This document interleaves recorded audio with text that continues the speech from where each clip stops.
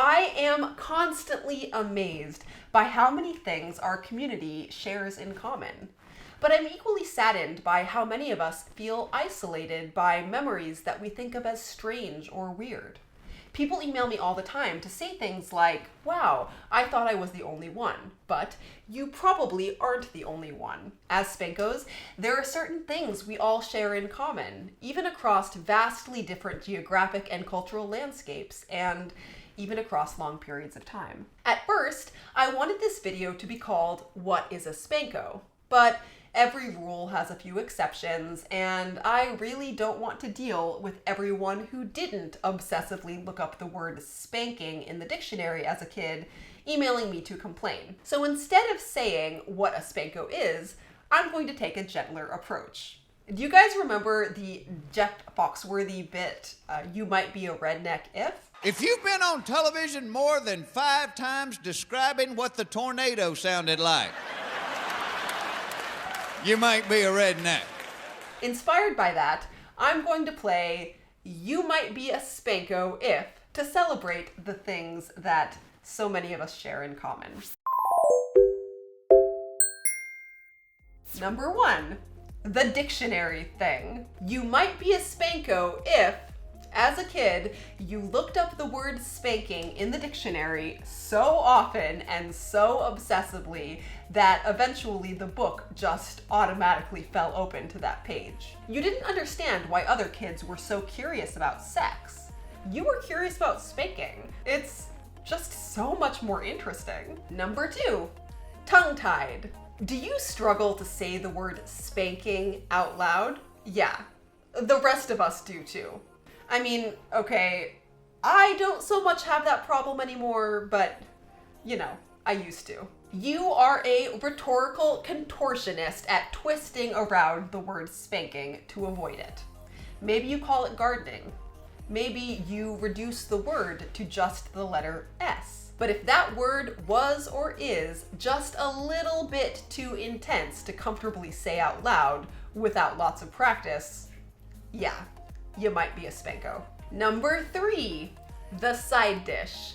Do you smirk when people talk about kinky sex as if kink and sex always automatically have to go hand in hand? Is spanking a satisfying main course for you with or without a side dish of sex? In that case, yep, you might be a Spanko. Number 4, mainstream spanking stuff is the worst. You might be a Spanko if heart-shaped paddles only make you roll your eyes.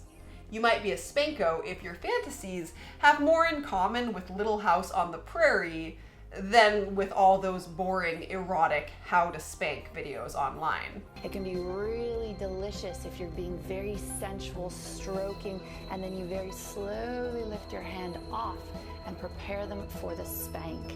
If 6 strokes with a belt feels more like a massage to you than like the worst punishment ever, yeah, you might be a Spanko. Number 5, sex shops suck.